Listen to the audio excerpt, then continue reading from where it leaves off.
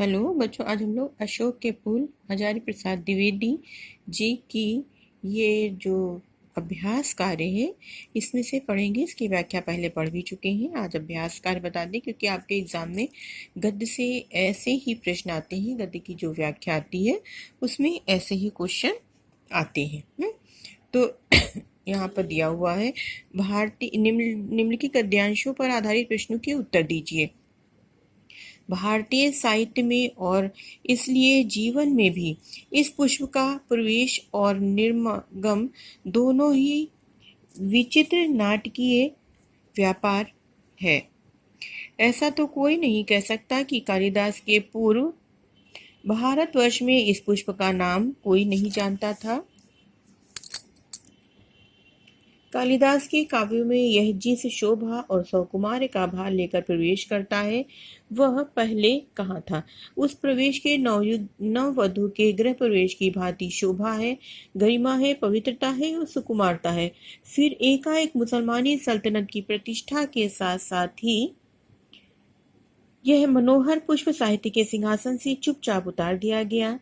नाम तो लोग बाद में भी लेते थे, पर उसी प्रकार जिस प्रकार बुद्ध विक्रमादित्य का अशोक को जो सम्मान कालिदास से मिला वह अपूर्व था। सुंदरियों के आसिंजनकारी नूपुर वाले चरणों के मृदु आघात से वह फूलता था, कोमल कपोलों पर कर्णावतंस के रूप में झूलता था और चंचल नील अलकों की अचंचल शोभा को 100 गुना बढ़ा देता था।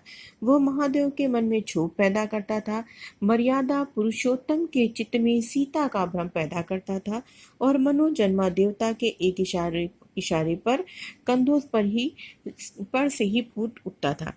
अब यहाँ पर लेखक पूछ रहे हैं, ये प्रश्न है कि उपर्युक्त गद्यांश का संदर्भ लिखे। तो बच्चों संदर्भ लिखना आप लोगों को आता ही है, सभी बच्चे संदर्भ लिखेंगे।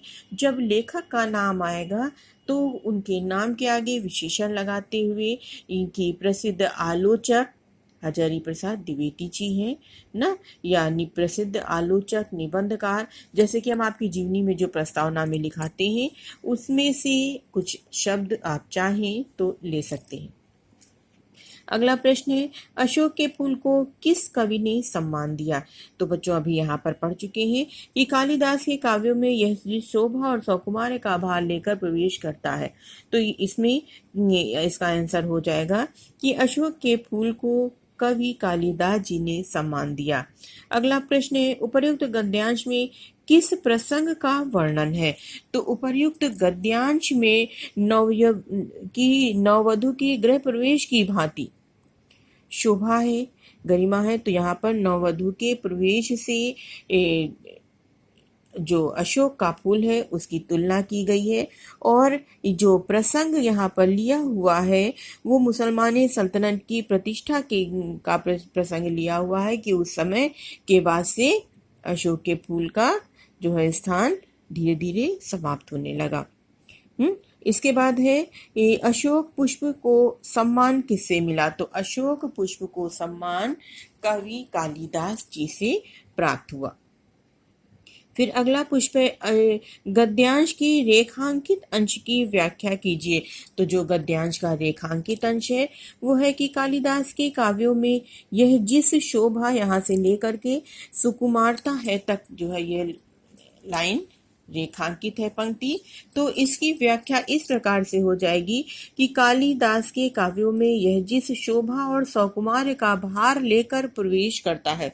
किसकी बात यहाँ पर की गई है, यहाँ पर अशोक के फूल की बात लेखक ने की हुई है। ठीक है, तो यहाँ पर कहा जा रहा है कि आचार्य हजारी प्रसाद द्विवेदी जी अशोक के फूल के बारे में बताते हुए कहते हैं कि भारतीय साहित्य वाङ्मय और भारतीय जीवन में अशोक का फूल जब प्रवेश करता है और फिर उसका विलुप्त हो जाना विचित्र नाटकीय स्थिति के सदृश है।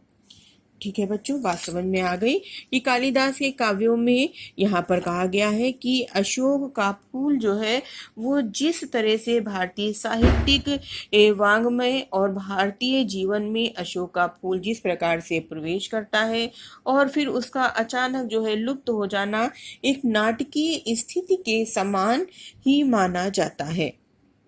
उस प्रवेश में नववधु के गृह प्रवेश की भांति शोभा है, गरिमा है, पवित्रता है और सुकुमारता है। और आगे लेखक कह रहे हैं कि इस प्रकार से यह जो उनका दिखाया गया है प्रवेश, तो कालिदास ने अपने काव्य में इस पुष्प को सर्वाधिक महत्व प्रदान किया है। और कालिदास ने अपने काव्य में इस पुष्प की जिस सुंदरता और सुकुमारता का वर्णन किया हुआ है, वैसा उनके पूर्ववर्ती किसी भी कवि के काव्य में नहीं होता था। उन्होंने इसका वर्णन जो किया हुआ है वह इस प्रकार से किया हुआ है कि जो अशोक का फूल है वो जिस प्रकार से कोई नववधु जो है वो उसका गृह प्रवेश होता है तो उसकी जो है बड़ी ही गरिमा होती है, बड़ी ही उसकी पवित्रता की बात होती है। और इस प्रकार से उसका जो सौकुमार्य है वो भी बहुत अधिक होता है, मतलब वो एक सुकुमार सी स्त्री होती है। उसी तरह से ये जो पुष्प है इसका वर्णन यहाँ पर लेखक ने किया हुआ है। ठीक है बच्चों, तो ये इस प्रश्न के आंसर हो गए हैं, इस प्रश्न के उत्तर हो गए हैं। इसके बाद अगला प्रश्न जो है वो भी दिया हुआ है यहाँ पर, जो अगला पैराग्राफ है कि रवीन ने इस भारतवर्ष को महामानव समुद्र कहा है। विचित्र देश है वो, असुर आए, आर्य आए, शक आए, हूण आए, नाग आए, यक्ष आए, गंधर्व आए, ना जाने कितनी मानव जातियां यहाँ आई और आज के भारतवर्ष को बनाने में अपना हाथ लगा गई। जिसे हम हिंदू रीति नीति कहते हैं, वे अनेक आर्य और आर्येतर उपादानों का अद्भुत मिश्रण है। एक एक पशु, एक एक पक्षी, ना जाने कितनी स्मृतियों का भार लेकर हमारे सामने उपस्थित है। अशोक की भी अपनी स्मृति परंपरा है, आम की भी, बकुल की भी, चंपे की भी, सब क्या हमें मालूम है। अब यहाँ पर प्रश्न किया जा रहा है कि उपर्युक्त गद्यांश के लेखक और पाठ का नाम लिखिए। तो बच्चों यहाँ पर ये उसी तरह से हो जाएगा, यहाँ पर भी संदर्भ ही आपको लिखना है।